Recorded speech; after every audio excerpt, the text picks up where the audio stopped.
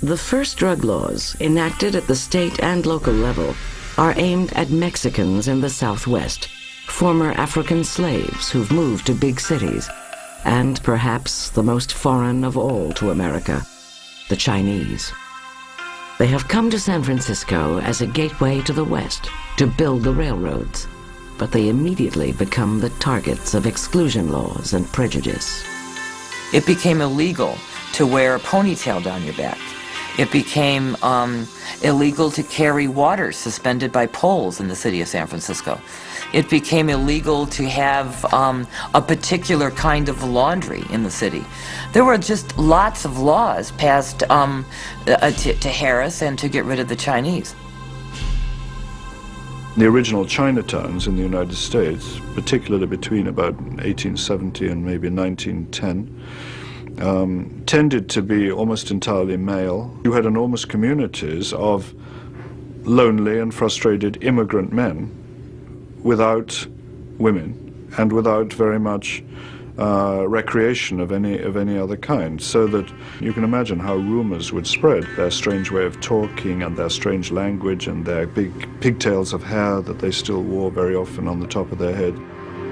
The Chinese bring with them the custom of smoking opium.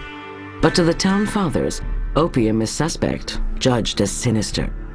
The newspapers portray opium as a tool of seduction, a drug that stimulates uncontrollable sexual desires in women. The reason they outlawed opium smoking in opium dens was because that was a Chinese custom, and they were afraid that Chinese men were luring white women to have sex in opium dens. This was enormous fear that the Chinese would induce white women into white slavery and prostitution through the use of smoking opium. But opium's link to sex was more likely to occur in China than Chinatown. That none of the drugs currently illegal became illegal before they were most closely associated with what were commonly regarded as deviant groups. And it gets back to the scapegoat. So you can scapegoat different racial groups, you can scapegoat the lower classes, you can use the drug to do the scapegoating for you.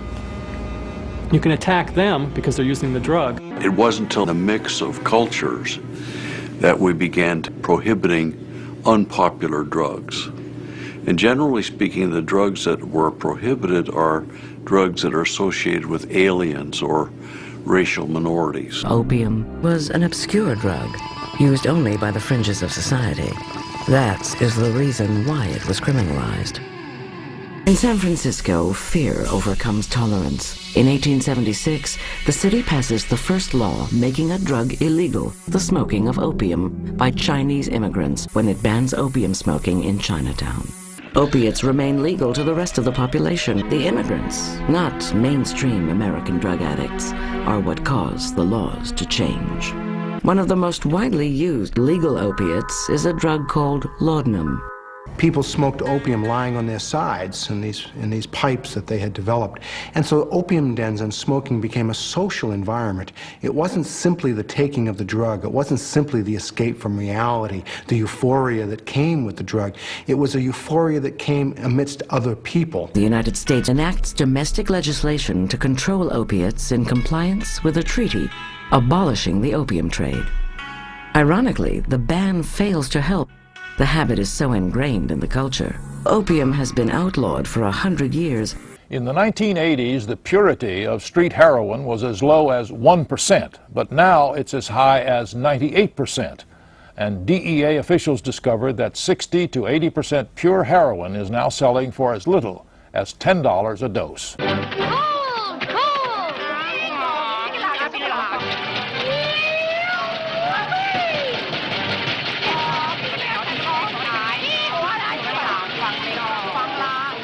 No, brother, as I was saying about this year fool's me proposition.